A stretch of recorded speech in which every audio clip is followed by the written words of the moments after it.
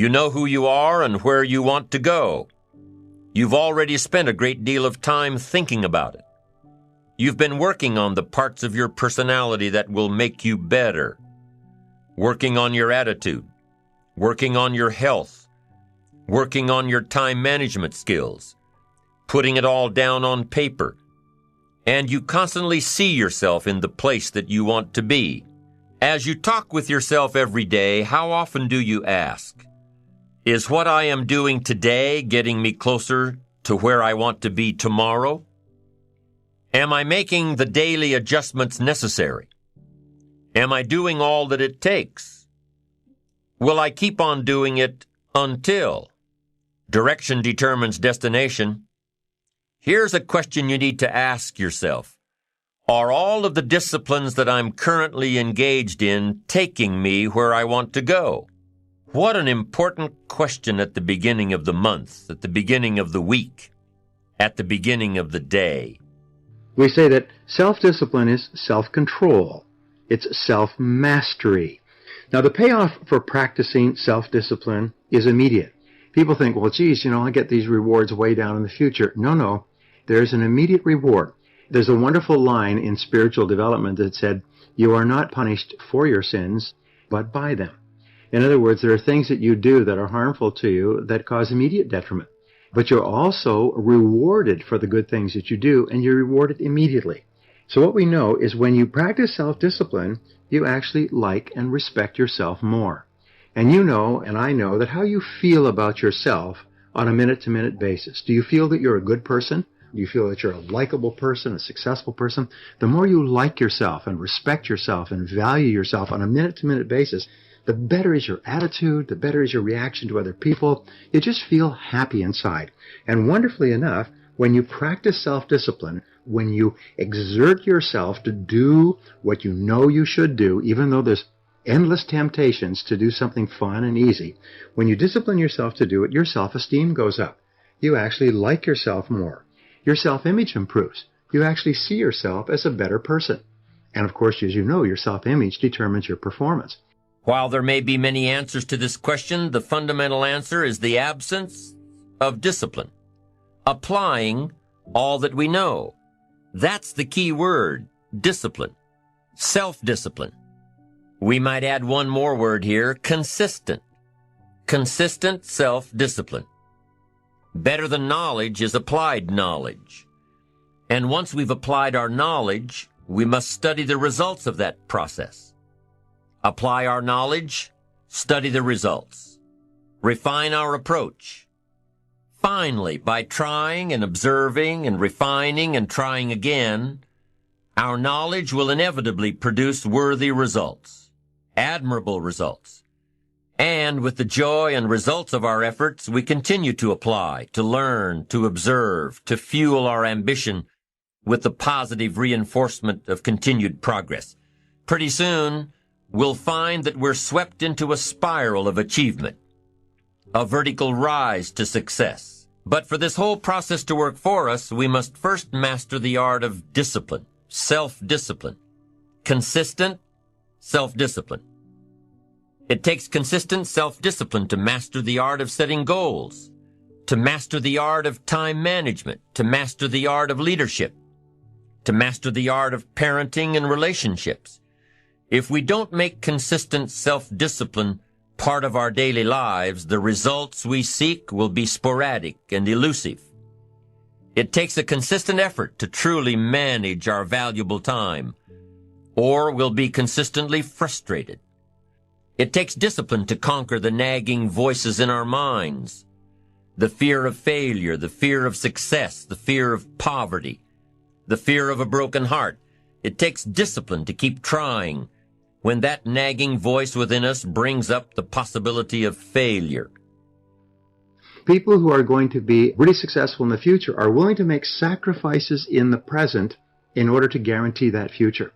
And by sacrifices, we mean they're willing to put in the long hours. They're willing to get up earlier. They're willing to work harder. They're willing to stay later. They're willing to invest and save their money, even though they don't have a lot, knowing that with compound interest, it will grow and grow over time. They're willing to spend an enormous amount of time investing in their children, knowing that this investment in their children in time and love and affection and support will pay off for decades and generations, even into the lives of their children and grandchildren. So sacrifice is the critical word, and sacrifice means that you have the ability to discipline yourself. You have the ability to delay gratification in the short term so that you can enjoy far greater rewards in the long term. Now here's the other side of discipline. If there's considerable time that passes between the moment of awareness and the time of our implementation, then that is called procrastination. Doing it tomorrow instead of today. Procrastination, an almost exact opposite of discipline. The voice within us says, get it done. Discipline then says, do it now. Do it to the best of your ability, today, tomorrow, and always, until finally the worthy deed becomes instinctive.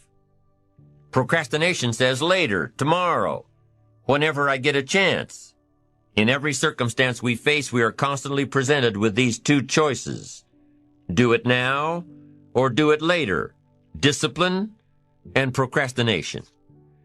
A choice between a disciplined existence, bearing the fruit of achievement and contentment, or procrastination, the easy life for which the future will bear no fruit, only the bare branches of mediocrity.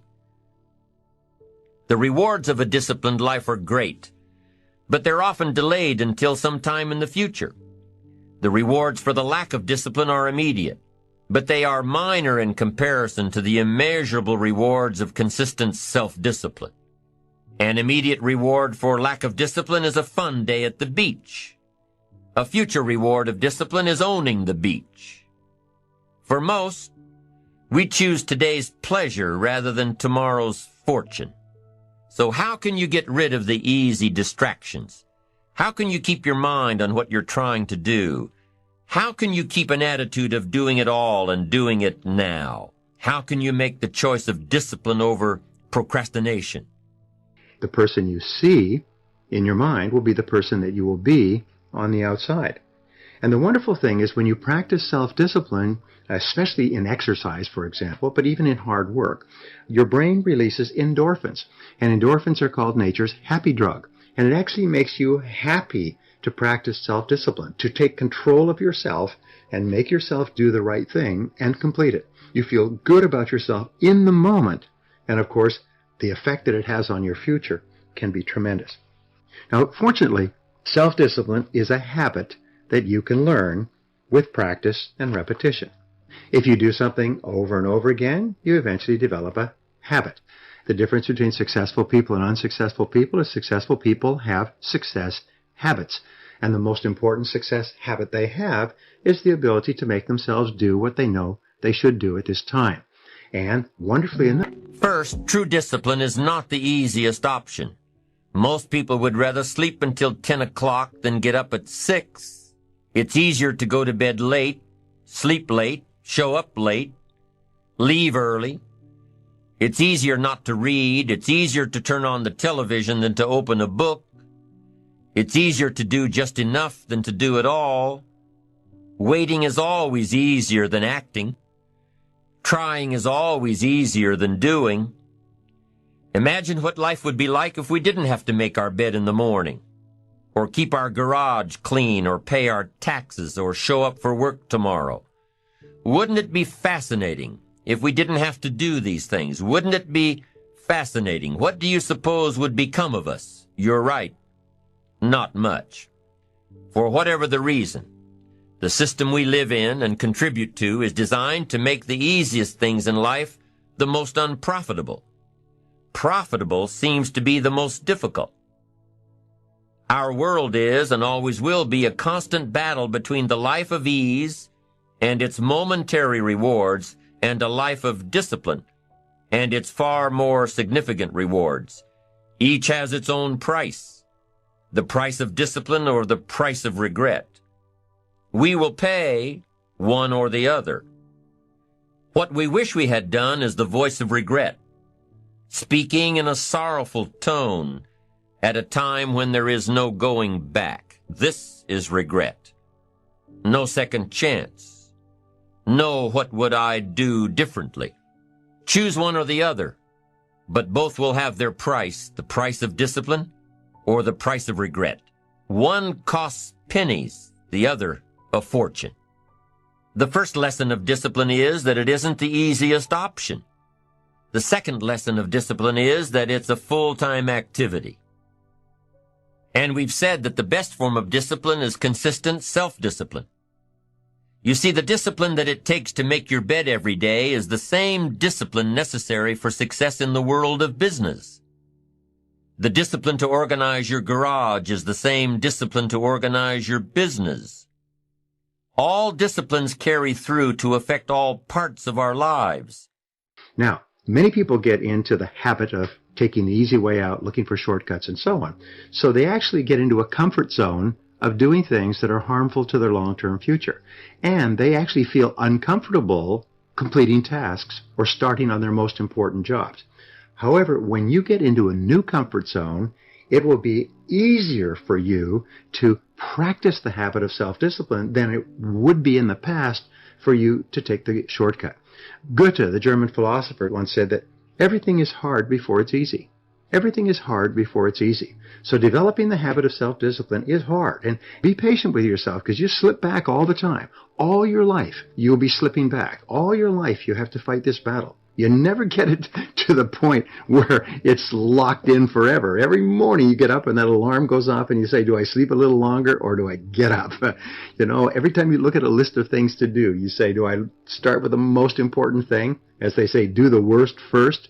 Or do I do something that's fun and talk to a friend or make a phone call? You've got to fight this battle every single day. But every time you fight and win, you feel better about yourself. We must set up our inner boundaries, our codes of conduct, or our thoughts will be confused. And with confused thoughts, we'll end up being confused, hopelessly lost in the maze of life. And confused thoughts produce confused results. Look around you at this very moment in time. What might you be doing that needs attention? Perhaps you're on the brink of giving up, or starting over, or starting out. And the only missing ingredient to your incredible success story in the future is a new and self-imposed discipline that will make you stay longer and try harder and work more intensely than you ever thought you possibly could.